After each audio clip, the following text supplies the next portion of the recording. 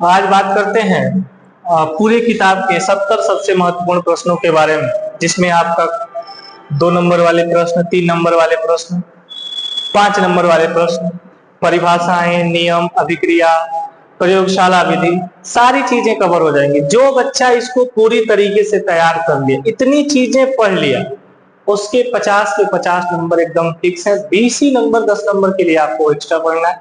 70 की 70 तो हम कह नहीं सकते, लेकिन 50 नंबर आपके इस स्लाइड से, जिसने कुछ भी नहीं पढ़ा है, केवल इन टॉपिकों को पढ़ लेता है, उससे उसके पूरे तरीके से जो 50 के 50 नंबर है वो फिक्स हो जाएंगे और बड़े बेहतर नंबर केमिस्ट्री में वो लाने एलिजिबल हो सकता है। आइए इन चीजों के बारे में बात कर लेते हैं। पहला चीज क्या है हमारे पास, पहले प्रश्न क्या है, इन किन किन सालों में ये प्रश्न पूछे गए हैं इसके बारे में भी हम बताते हैं। देखते रहिए, हमारे पास है मोलरता, मोललता और मोलर्स। 18, 19, 21, 23, 25 अलग अलग साल में अलग अलग सेटों में पूछा गया है। राउल्ट का नियम, राउल्ट का नियम है जो पहले चैप्टर का आपका है विलियम, उसमें ये चीजें कई साल, कई विगत वर्षों में लगातार पूछी गई हैं। पराशरण दाब हो गया, पराशरण दाब तथा विसरण में अंतर हो गया, या यही पूछ लिया जाता है पराशरण तथा अर्धपारगम्य झिल्ली के बारे में बताइए। क्वथनांक का उन्नयन क्या है, हिमांक का अवनमन क्या है, ये चीजें हर बार पूछी गई हैं। इतनी चीजें तो आपको एकदम याद ही होनी चाहिए। जितने टॉपिक्स हम आपको बता रहे हैं ये चीजें आपको कंठस्थ होनी चाहिए। मोलल उन्नयन स्थिरांक क्या है, अवनमन स्थिरांक क्या है, यानी कि जो हमारे पास पहले चैप्टर का जितना क्वथनांक का उन्नयन है, हिमांक का अवनमन है, वाष्प दाब का अपेक्षिक अनुपात, ये चीजें तैयार रहेंगी तो उसके अंतर्गत ये सारी चीजें आ जाएंगी।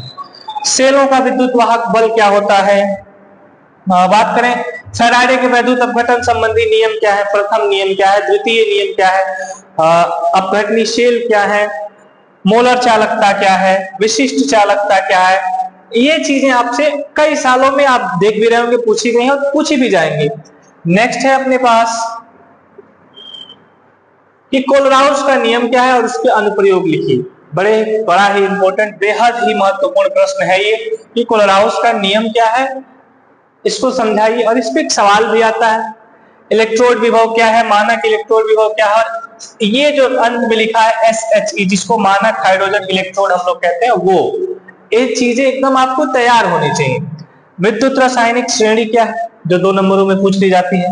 नैनोट समीकरण क्या है, इससे पिछले साल बड़े शानदार सवाल बने थे।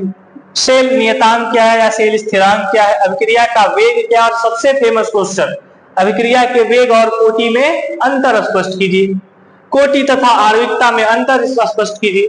तो ये सवाल आपको तब आएंगे जब ये टॉपिक आपके क्लियर रहेंगे। आगे देख लेते हैं क्या चीजें विगत वर्षों में पूछी गई हैं। नेक्स्ट है अपने पास अभिक्रिया की आणविकता कोटि, जो हमने बताया। प्रथम कोटि की अभिक्रिया क्या होती है, द्वितीय कोटि की अभिक्रिया क्या, सॉरी शून्य कोटि की अभिक्रिया क्या होती है। ये जो संक्रमण तत्व लिखे हैं और उनके लक्षण, कैसे वो रंगीन यौगिक देते हैं, क्यों वो अनुचुंबकीय गुण प्रदर्शित करते हैं, तो ये चीजें। उसके बाद है अंतः संक्रमण तत्व क्या है, लैंथेनाइड संकुचन क्या है, एक्टिनाइड तत्व क्या है, संकर धातुओं तथा इनके यौगिक उत्तम उत्प्रेरक होते हैं क्यों, रंगीन यौगिक देते हैं क्यों, ये सारी चीजें। ये तो हूबहू सवाल आए हुए हैं, इसलिए आपको ये सारी स्लाइड के माध्यम से बताई जा रही। लिगेंड क्या है, उसके प्रकार क्या है, संयोजकता आबंध VBT क्या है, वर्नर सिद्धांत क्या है, कितनी प्रकार की संयोजकता है वर्नर ने बताई, तो ये चीजें।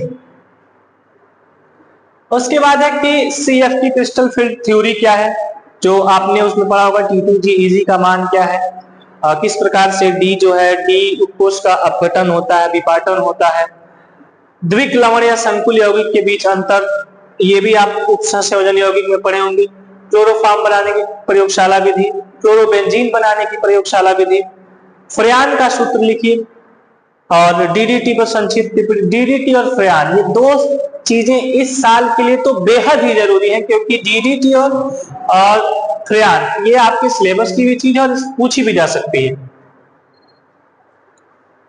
ये लिखा है कि न्यूक्लियोफिलिक, यानी कि जिसको हम लोग कहते हैं नाभिक रागी प्रतिस्थापन अभिक्रिया SN1 SN2, इकलौती ऐसी अभिक्रिया जो हमने आपको पढ़ा भी रखी है, और इकलौती ऐसी अभिक्रिया है जो जिसका आपको मैकेनिज्म पढ़ना और मैकेनिज्म लिखना भी है। दूसरी तरफ है प्राथमिक एवं द्वितीयक अल्कोहल क्या है, मूल लक्षण लिखिए इनके, जो भौतिक गुण हो गए ये चीजें, फिनाल बनाने की विधि, गुण, उपयोग, ल्यूकॉस परीक्षण, ये भी बड़ा इंपॉर्टेंट सवाल है ल्यूकॉस परीक्षण, और ये जो अल्कोहल फिनाल ईथर के उपयोग क्या क्या है निजी जीवन में, ये चीजें। तो इसके बाद है अपने पास एल्डिहाइड के गुण क्या होते हैं, एल्डिहाइड को निर्माण कैसे किया जाता है, कार्बोक्सिलिक अम्ल बनाने की विधि एवं गुण, देख लीजिए कितने वर्षों में पूछा गया है। उसके साथ साथ है अपने पास एसिटाल्डिहाइड बनाने के गुण, प्राथमिक एमीन, द्वितीयक एमीन, तृतीयक एमीन, ये क्या होते हैं, इनके बनाने के गुण। ये जो दो चीजें दिखाई दे रही हैं आप लोगों को, टालेन अभिकर्मक और फेलिंग विलयन, ये दो चीजें बेहद जरूरी हैं, आपको एकदम आनी ही चाहिए। दूसरी तरफ है अपने पास एथिलेमीन बनाने की विधि, बेंजीन डाइओजोनियम क्लोराइड बनाने की, जिसको बीडीसी कहते हैं, जो कि इस समय आपके सिलेबस में नहीं है लेकिन पूछा जा सकता है।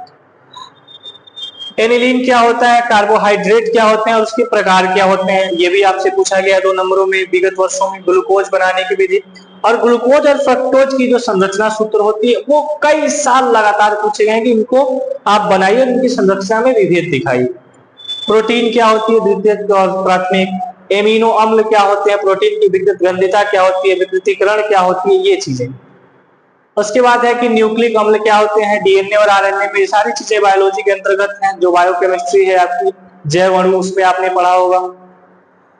उसके बाद ग्लूकोज फ्रक्टोज संरचना भी हमने बताया, प्रोटीन का मुख्य स्रोत क्या है, कहां कहां से हमको प्रोटीन मिलते हैं, प्रोटीन से हमारे शरीर को लाभ क्या होता है।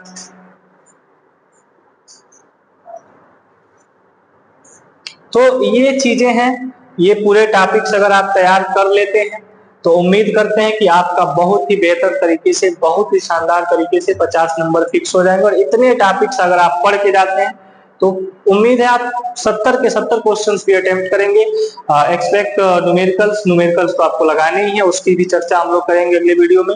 उम्मीद करते हैं चीजें समझ में भी आई होंगी और आपको आगे काम में भी आएंगी। धन्यवाद।